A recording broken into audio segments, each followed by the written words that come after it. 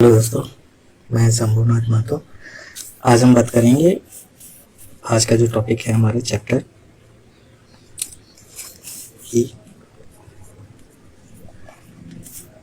Imagination and creativity of comics artists.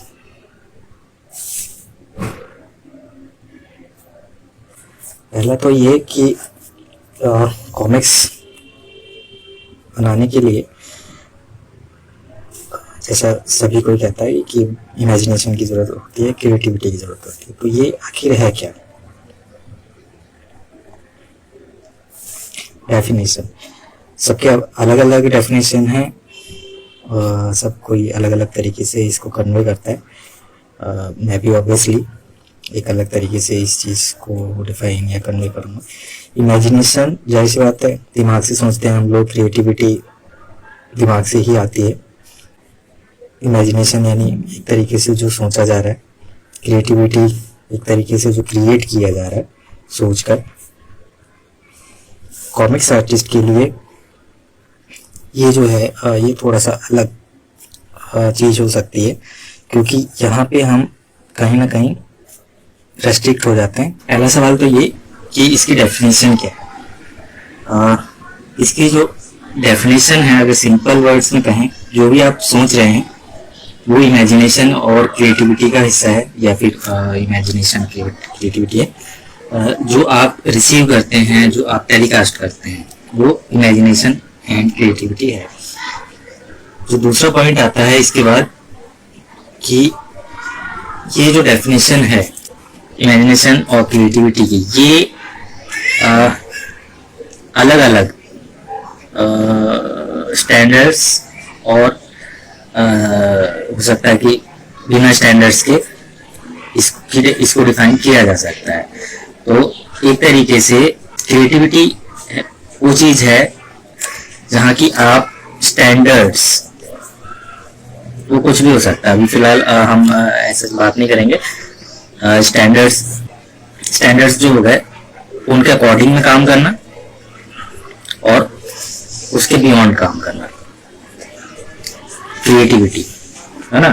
Creativity या imagination, ये चीजें हो सकती हैं। यहाँ पर एक बात समझनी होगी हमको कि क्योंकि अभी हम कॉमिक्स आर्टिस्ट के संदर्भ में बात कर रहे हैं, तो यहाँ हमें समझना होगा कि हर डिसिप्लिन में, हर फील्ड में इमेजिनेशन जो है, फील्ड कहें या फिर डिसिप्लिन कहें,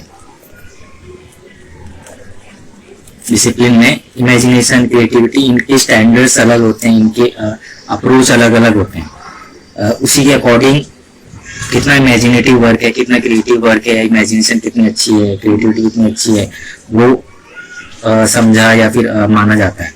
तो ये चीज़ हमें ध्यान रखनी होगी कि हर फील्ड में अलग अलग डेफिनेशंस होते हैं, या फिर अलग तरीके से उसको एक्सप्लेन किया जाता है या प्रेजेंट किया जाता है।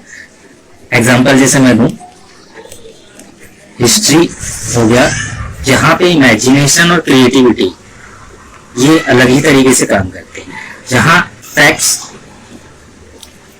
को आप अगर एनालिसिस कर रहे हैं तो आपको ध्यान रखना होगा कि आप उसमें इमेजिनेशन, क्रिएटिविटी जो फिक्शन में होती है वैसा नहीं कर सकते हैं कि भाई फैक्ट्स कुछ और कह रहे हैं लेकिन आपने वहां पे तोड़ मरोड़ करके उस तिल का ताड़ बना दिया। तो वहां पे आपकी जो इमेजिनेशन क्रिएटिविटी है वो इमेजिनेशन क्रिएटिविटी नहीं कहलाएगी। वहां क्या इमेजिनेशन और क्रिएटिविटी कहलाएगा कि आप उसके जो मेथड्स हैं उसके अकॉर्डिंगली काम करें, यानी कि फैक्ट्स सही हो, अच्छे से उसका विश्लेषण हो, बिना मिस्टेक्स के हो, ज़्यादा से ज़्यादा उसमें फैक्ट्स रहें, या कहें कि बिना मिस्टेक का वो हो, उसको ज़्यादा अच्छी तरीके से आप पेश कर पाएँ, उसको इमेजिनेशन और क्रिएटिविटी उस कैटेगरी में एक तरीके से रखा जाएगा।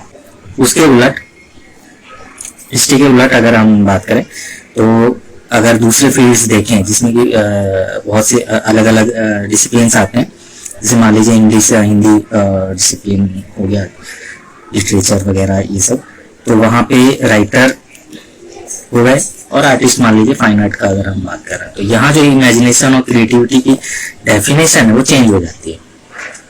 जहाँ पर फैक्ट्स जो हैं उसको चेंज करना, मॉडिफाई करना,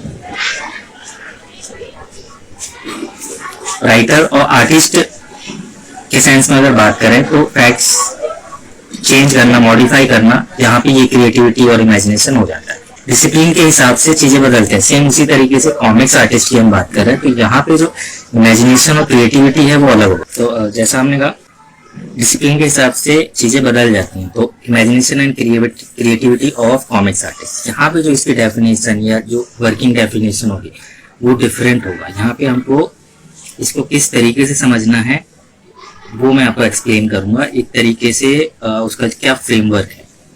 तो कॉमिक्स के फील्ड में क्रिएटिविटी क्या है, हम उसकी बात करते हैं।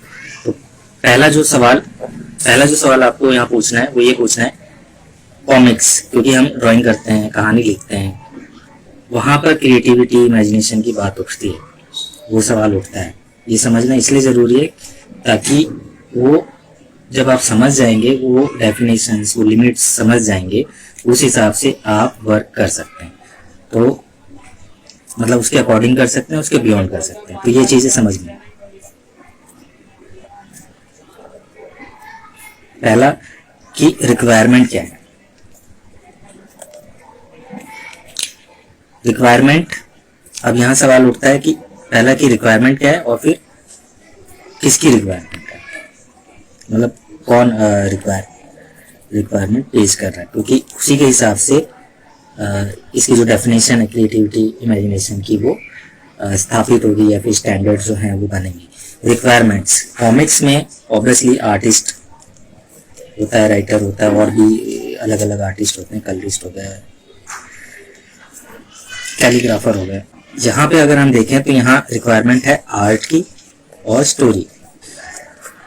अब किसकी रिक्वायरमेंट है, कौन डिमांड कौन कर रहा है, किसको ये चाहिए, एक पब्लिशर को चाहिए।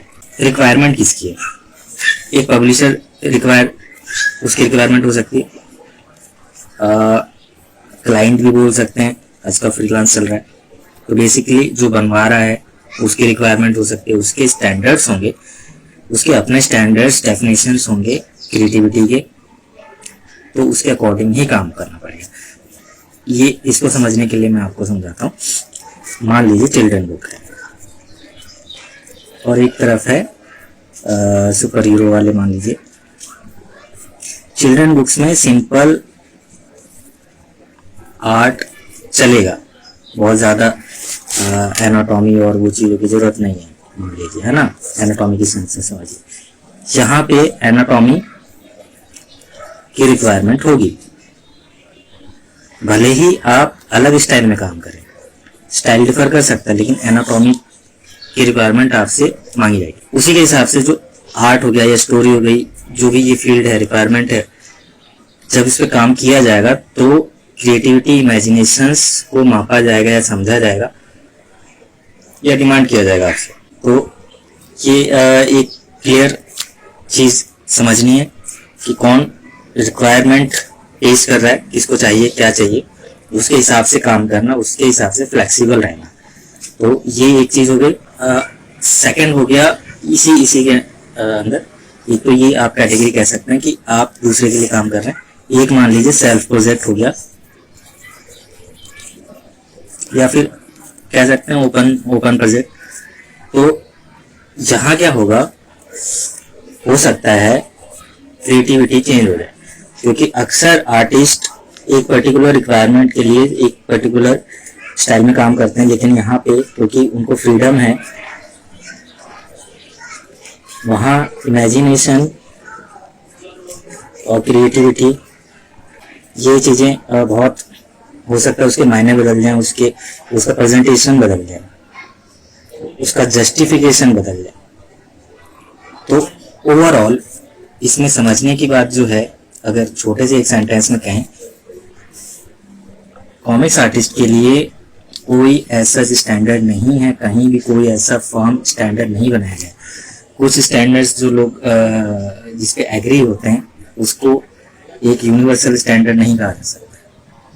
तो मोटा मोटी अगर समझे तो पर्टिकुलरली इमेजिनेशन को लेके और क्रिएटिविटी को लेके किसी भी टाइप की आपको हीन भावना से ग्रसित होने की जरूरत नहीं है, या फिर ये कि भाई मुझसे नहीं हो रहा, मेरी इमेजिनेशन नहीं है, क्रिएटिविटी नहीं है।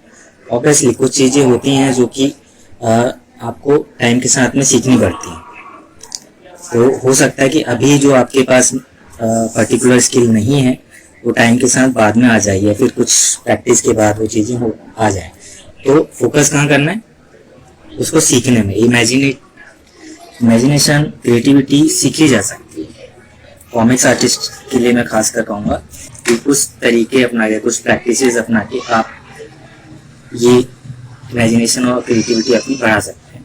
तो जो नेक्स्ट मैं बताने वाला हूँ कुछ इस तरीके के टिप्स, प्रैक्टिसेस बताऊंगा, एग्जांपल्स दूंगा, जिससे कि आप सीख सकते हैं, अपने दिमाग को, अपने माइंड को उसको ले जा सकते हैं जहाँ की इस फील्ड के रिक्वायरमेंट के हिसाब से, या जो इसकी जो रिक्वायरमेंट है उसके अकॉर्डिंगली आप अपनी इमेजिनेशन और क्रिएटिविटी को डेवलप कर सकें, या अपना एक तरीके से माइंड को प्रोसेसिंग कर सकें।